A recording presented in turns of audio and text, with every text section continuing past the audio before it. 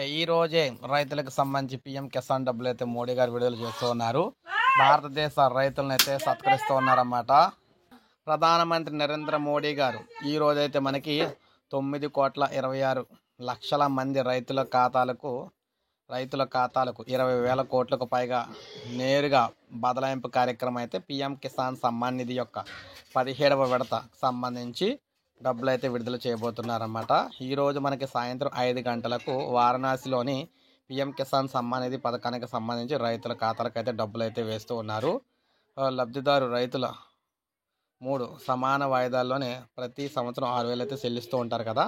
అందులో భాగంగా చూసుకుంటే 2,000 రూపాయలు 17వ విడతకు సంబంధించి ఈరోజు మనకైతే వేయబోతున్నారన్నమాట.